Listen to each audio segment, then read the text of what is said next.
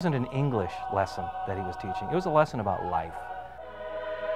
Momo Wallape from Liberia arrived at Waldorf as a Lutheran leader student, which meant that he got a full scholarship, but he was responsible for his own spending money. And of course, he came from a background with really no financial resources. And he would carry a plastic bag on his belt every day, and people would see him picking up soda cans. And we all assumed that Momo was using this as a way to raise some funds to improve his quality of life. And one day in the spring, I asked him what he was going to buy with all of the money he was getting from these cans, and he said, "I've been saving it so I can buy Sunday school materials to send home to my church." It's a person of real character.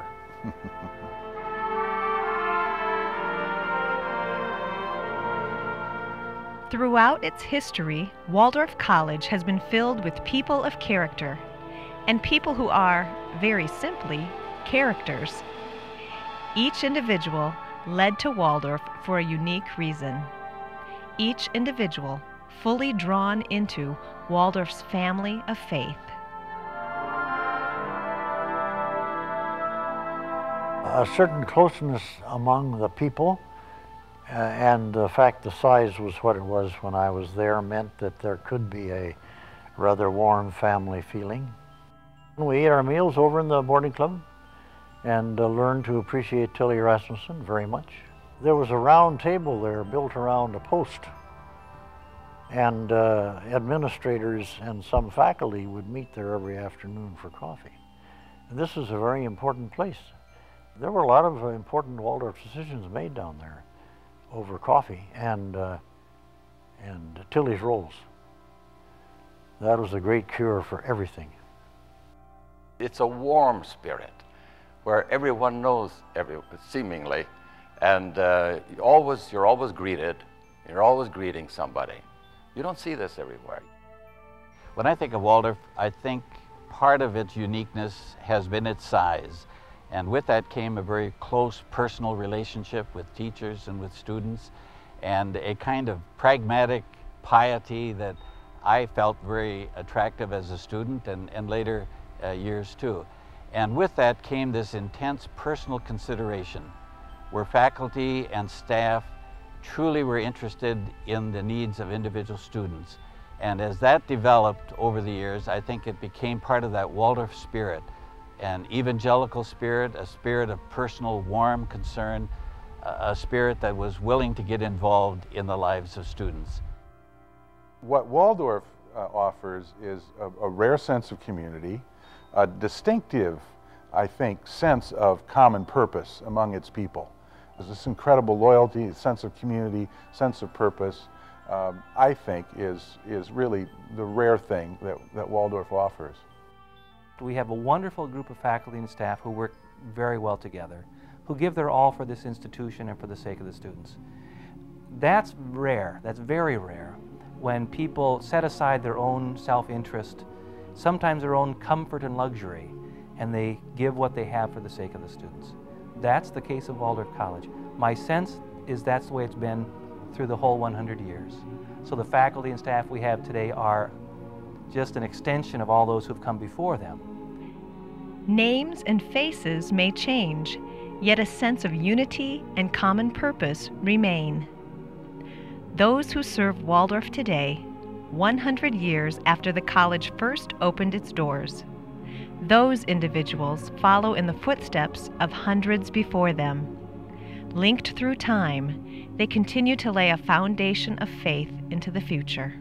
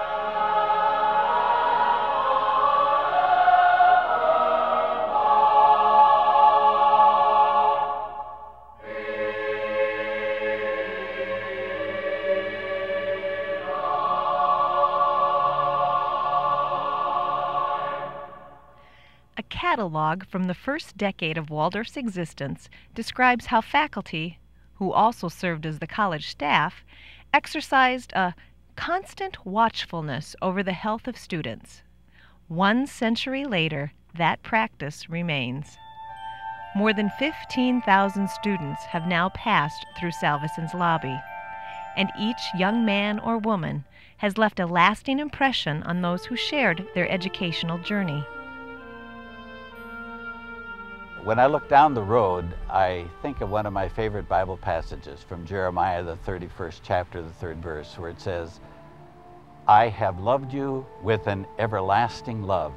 Therefore, I have continued my faithfulness to you." And as I look to the future, I know that God is faithful, and God will be faithful in the next 100 years as God has been faithful in the past 100 years.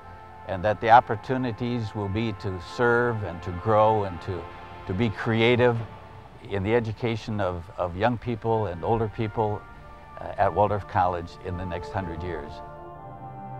The Waldorf of 150 years, 50 years from now, may be quite different from the Waldorf of today. If a college can't change and adapt to the world in which it lives, then it doesn't deserve to stay. And I often resort to the New Testament and the teachings of Jesus himself.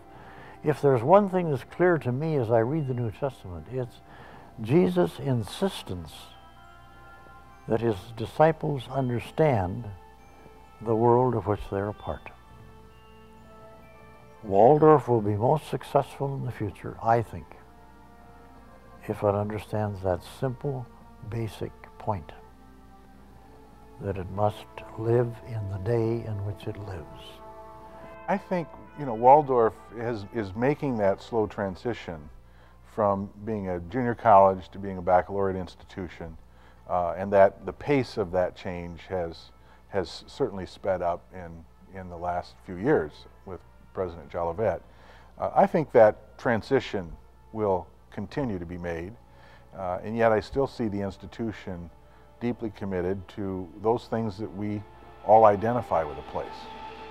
Things about Waldorf that I hope will hold true 100 years from now are that it's still faithful to its mission as an institution of the church. As we turn the corner on a new century, we also turn the corner on a new future for Waldorf College. And I'm most excited about what that can mean. We understand a lot of it, but I don't think we understand all of it yet.